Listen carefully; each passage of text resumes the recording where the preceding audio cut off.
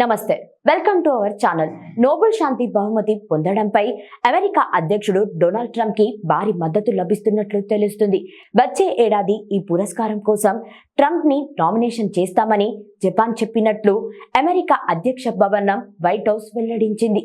ఈ మేరకు జపాన్ ప్రధాని సనాయి తకైచి హామీ ఇచ్చారని తెలిపింది. ఆసియా దేశాలలో పర్యటిస్తున్న ట్రంప్ జపాన్ చేరుకున్నారు. కొత్తగా ఎన్నికైన జపాన్ ప్రధాని సనాయి తకైచితో టోక్యోలోని అకసకా ప్యాలెస్ లో సమావేశమయ్యారు. ట్రంప్ చేసిన శాంతి ప్రయత్నాలను తకైచి ప్రశంసించారు. థాయిలాండ్, కాంబోడియా మధ్య కాల్పుల విరమణ ఒప్పందం కుదుర్చుకోవడంలో కీలక పాత్ర పోషించారని అన్నారు. మిడిల్ ఈస్ట్ సాధించిన ఒప్పందం చారిత్రాత్మకమైనదని తకైచి చెప్పారు. ఈ సమావేశంలో ఇద్దరు నేతలు critical mineral, rare earth mineral సరఫరాకు సంబంధించిన ముఖ్యమైన ఒప్పందాలపై సంతకాలు చేశారు. జపాన్ పర్యటన తర్వాత ట్రంప్ రేపు దక్షిణ కొరియాకు వెళ్లనున్నారు. అక్కడ జరిగే Asia Pacific economic cooperation summit లో పాల్గొంటారు. చైనా అధ్యక్షుడు షీ జిన్పింగ్ తో వాణిజ్య ఉద్రిక్తతలపై ద్వైపాక్షిక సమావేశంలో చర్చించనున్నారు. అధ్యక్షుడిగా బాధ్యతలు చేపట్టినప్పటి నుండి ట్రంప్ తనను తాను ప్రెసిడెంట్ ఆఫ్ పీస్ అని పిలుచుకుంటున్నారు.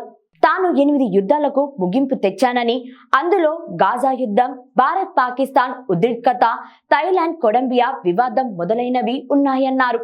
ఇజ్రాయెల్, పాకిస్తాన్, కొలంబియా, థాయిలాండ్ వంటి అనేక దేశాలు ఆయన పేరును నోబెల్ శాంతి బహుమతికి అధికారికంగా ప్రతిపాదించాయి. అయితే చాలా దేశాలు నామినేషన్లకు గడువు జనవరి 31 కాగా ఆ తర్వాత తమ ప్రతిపాదనలను పంపించాయి.